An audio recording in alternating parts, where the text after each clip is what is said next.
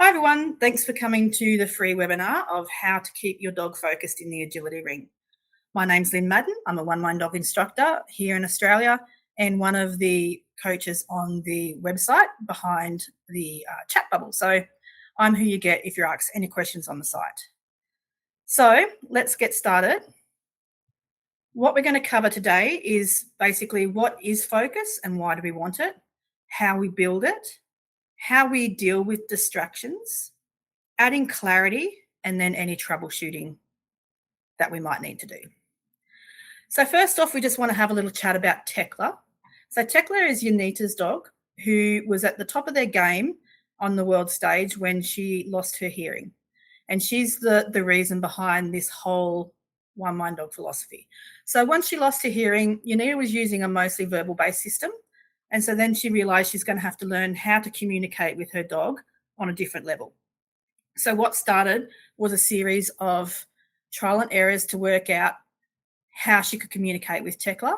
And basically it was the foundation for the OneMind Dog philosophy. So she learned that when she looked at agility from Tekla's perspective, then the body language become really important. And then out of that was born the 7 handling elements, which we talk about in all of our handling techniques. We're always talking and going back to the 7 handling elements for the dog, because when we communicate with them from their perspective using those 7 handling elements, then agility becomes easier for both us and the dog. And that's our goal in life, is to make communication clear, simple, and easy for you and the dog. So first up, we're going to talk about what is focus. So a lot of people might think of different things as focus, but generally speaking, focus is to concentrate, attention, or effort. And so that's basically the dictionary definition of focus.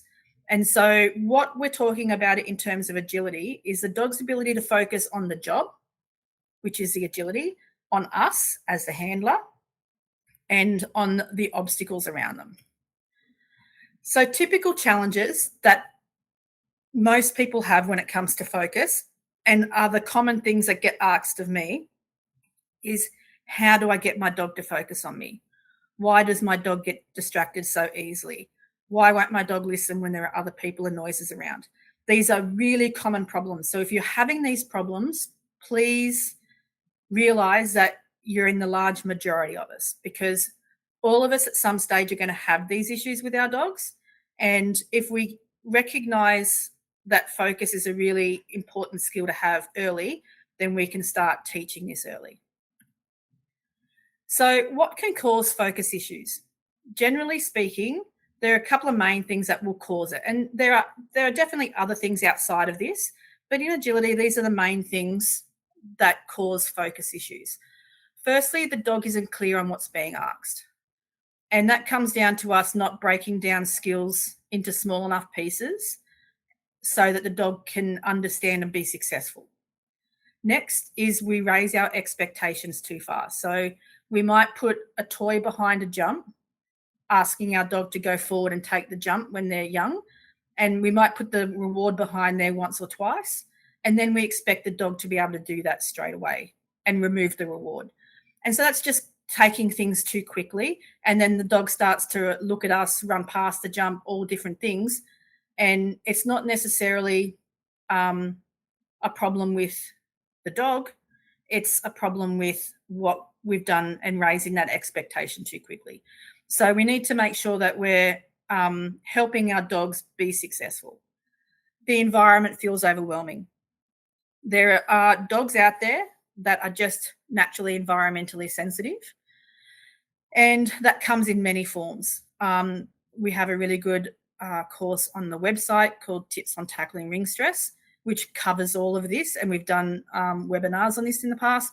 But basically, some environments can overwhelm a dog, and they will either shut down and start sniffing, running past jumps, or they can go the other direction and become over-aroused and start flanking past jumps, nipping up at the handler. All those things are the same expression of having an overwhelming environment. And so that's something we also have to help our dogs through. And then there's not enough value in the task for the dog. So that's a case of, some dogs really love water. And so if you've got a creek beside where you're training, they might be running off into the creek a few times and then come back. So that's a case of we need to be building up the value in what we're asking the dog to do so that it can overcome other things that they might value in their life. So how do we build this focus? Our approach to focus is that we want our dogs to engage with the world. We don't want them to ignore everything going on around them, but we also want to teach our dogs to choose their handler over what's happening around them. So even with dogs and people around, noise happening, we want our dog to be invested in working with us because it's how they find that more rewarding than what's happening elsewhere. We don't want to force them to work with us. We want them to choose to work with us. So in order to do that, we sort of start to think about how we become the most interesting thing in the dog's world. And I know this is one of those things that people will say often, you have to be more exciting as a squirrel, or you have to be more exciting than this. But it's more about having the dog understand that most good things will happen through us. So that whether it's when we're playing either with agility or just in the backyard playing together, when we're out walking, taking a hike, that comes through us. When they're learning, using their brain, getting rewarded, when we're training, all of that comes through us. So we want them to associate all the good things that happen in their life coming in conjunction with us. So we want them to value those experiences with us.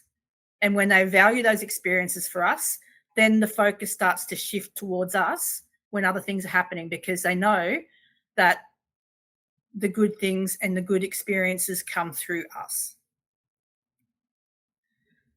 So most of you will have this happen when your dog chooses something else. They might go and choose other dogs, other people, go sniff the environment, pee on a tree.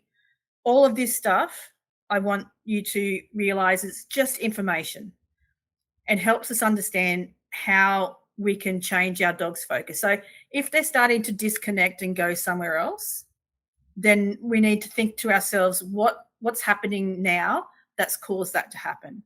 And when we start to realize and look at that from their perspective, was there a sudden noise? Was there a flash of movement somewhere? All of that stuff is just information. And it's a really hard thing to do is not to become frustrated when your dog does this and to think of it as just information. But the goal is to actually do that, is to just think of it as information. And you go, okay, I need to change something here, either make it easier for my dog so that they're getting success easily and they're able to get their rewards.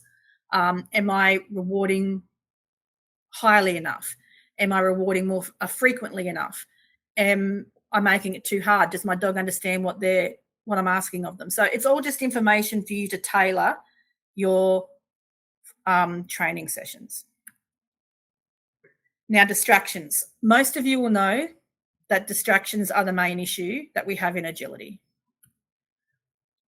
What I tend to do is build reliable skills you can use in any situation. I teach this at puppy class level, and then it builds from there.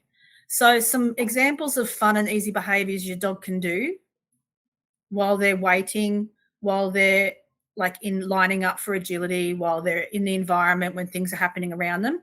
These are skills that are taught early and highly rewarded.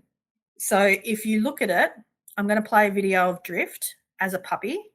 And this is what we started teaching when he first came home. So I'm just going to play that video now. So as you can see, I think he was about 12 weeks old here, maybe 14. And we just started, I was teaching him drop and stand, and you can see I'm rewarding it a lot, going into sit, asking for hand touches. And so you can see his focus. He knows he's going to get lots of lollies from me. And so we're just having fun, learning some skills that he still does to this day. And so you can see I'm getting nice focus. So they're the skills that I build really early so that I can ask for them anytime that I have my dog start to get distracted. So even if I'm out on an agility course and my dog goes off somewhere to sniff, I can use that nose touch to get them back and get their brain back into focus mode so that I can then start to do the course again. So there's skills that are highly rewarded that do not need to be rewarded in the ring necessarily. I do all of these outside the ring when we're waiting to go in so that it gets his brain into focus mode, and you can start building these from a young age. And it's also what your dog likes to do. So he loves the drop to stand, loves it, loves a nose touch, and they're the ones I would use the most because he's been so highly rewarded for them that he'll choose them over pretty much anything else. And so it depends on you and your dog what these skills will be. So it could be anything that they love doing that's easy for you to do in an agility setting. Next is once you've built your skills, like and even agility skills, what we want to do is build resiliency around those skills. So say you've just taught your puppy how to take, a small sequence, jump, tunnel, jump, jump. And we've learned that. So now you want to start to test those skills.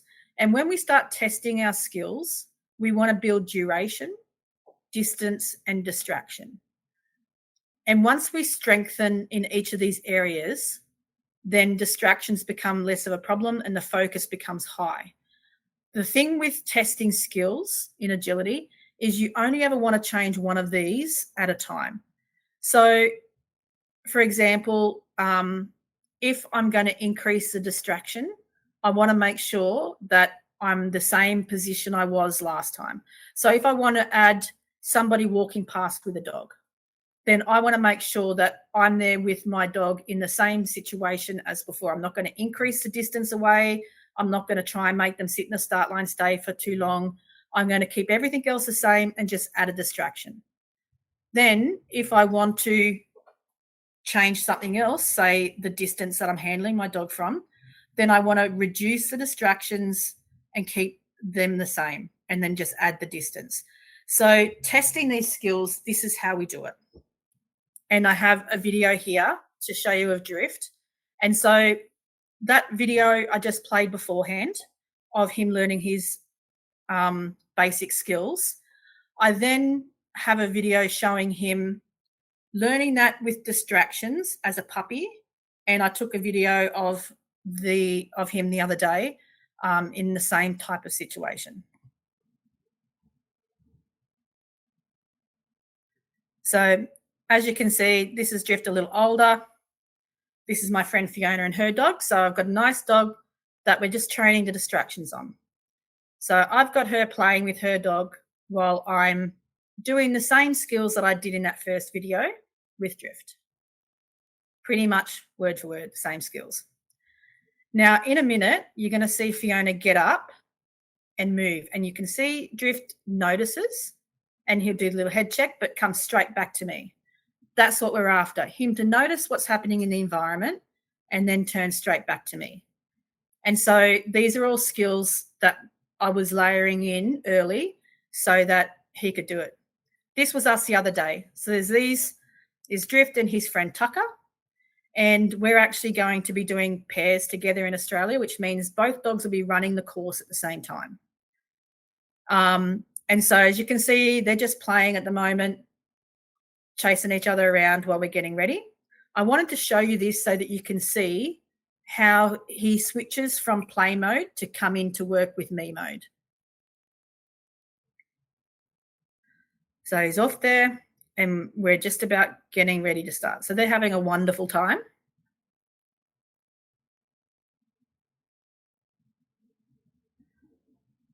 And so you'd think after the dogs are running around like this, it would be really hard to get them to concentrate. But this is something we have both worked on a lot because we both have dogs that enjoy chasing others. So you could see then I've just recalled him to me and now he's switched on. I do have the food on me. And so there you go. He's offered his job situation. So same skills that we've had since he was a puppy. Now, my friend is going to run her dog over in the far distance. And then Drift's main goal is just to sit there and be focused on me while he's doing that. And so he's just been running around with this dog, and now this dog's running past him, doing agility while we play around. And as you can see, I'm rewarding him a lot because I want to build those skills. So I'm not too stingy with my rewarding. I make sure that I reward heavily. So I make sure I reward heavily to keep those skills and those desires to work with me strong. Next, we talk about clarity. So it comes back to being really clear with the dog about what is expected of them and then teaching them what is expected of them. We can't just expect them to just get it. We have to teach these things. And a lot of the issues come in agility when we're not clear with them about the ring routines in competition. So this is something that I'm really passionate about because it really helped with all of my dogs to make sure they were very clear on how trialing works, how competition works. And so I have a plan that I practice with my dogs. And so I want to make sure that in training, I also train like I'm going to trial. So yes, I have rewards on me a lot of the time, but there will be times when I'm going to practice like it's a trial. And so then I start to teach them the routine about how they're going to do agility. So for my dogs, and in Australia, we have, buckets that you can leave your lead in. Sometimes you can leave your lead on you. You have to work within your system. So work out what's required at the start line.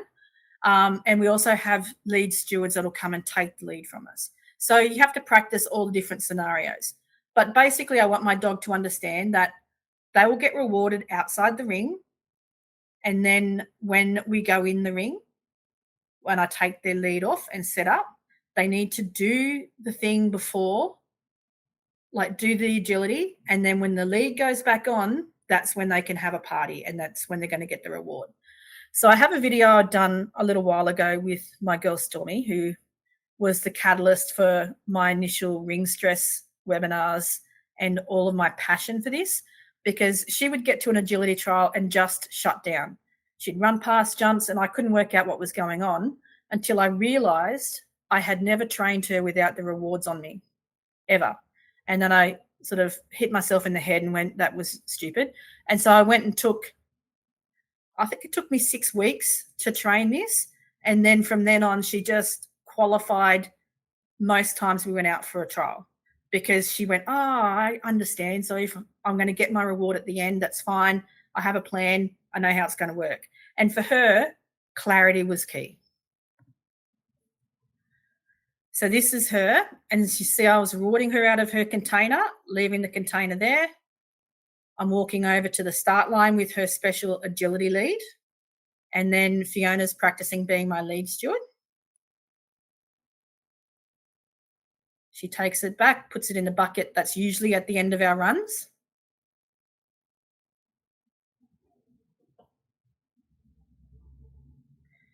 And then I do something simple. Keep it simple when you're starting to train this. You don't want it to be complex because we're wanting her to learn that this is the procedure. And in Australia, we're allowed to tug with them on their lead on the way out. And then we go and get the rewards. And so she's really happy. You can see she's ready to get her lollies. And everything becomes a predictable situation for her. And it made a huge difference. So that's sort of what we mean by clarity. So if your dog struggles in the agility ring, first thing I'd be thinking about is, do they have clarity around these ring routines? The next thing I want to talk about is handler clarity. So we've talked a lot about the dog's mental state and helping them with the focus, but focus is also something that as a handler we need to do. So at the start or even at the agility event itself, we need to have ourselves in the right headspace. We can't just be thinking about a million different things. We really need to bring it down, focusing on our job, which is to show the dogs path around the course, give them clear handling cues so they can find a safe, fast course around the agility ring. Then we also need to regulate our own stress levels, because the stress goes down the lead really quickly. So if you start to spiral out of control, then the dog's focus in the ring is going to also potentially go out of control. For those of you with over-aroused dogs, if you're super stressed, their arousal levels can get high. And also if you're super stressed and you have a dog that shuts down, they're feeling a lot of pressure through the leash, and so they tend to shut down quite quickly. So having good focus in the ring is not just about teaching the dog, it's also about teaching ourselves so that we can help our dogs be calm and focused in the ring, because we need to be calm and focused as well. Troubleshooting. So disengagement, like I said earlier, it's just information. When they're choosing the environment over us, it's not a failure. It's really just information. So for example, the dog gets distracted by the environment and doesn't focus on the handler. We need to think about what that information is telling us. Is the picture too hard for the current dog's level? Was there something happening outside the ring that caused an issue? We really need to analyze what's happening and what the dog is telling us. And then what to do. If it's in training, you can make it easier and try again. And think about what you can do to help your dog succeed. If it's at a competition and you have the chance, maybe you can run an NFC run where you can take your tug toy in with you. Or if you think the course is too hard for your skill level and it's allowed, pick a section that's going to be nice and easy for the dog and just do that. So it's our job to make sure that we're taking the information from the dog as just that, as information. They're not doing it to, mess up our day. They're not doing it because they just want to, go sniff that over there. It's usually for a reason, and we need to make sure that we're listening for those reasons.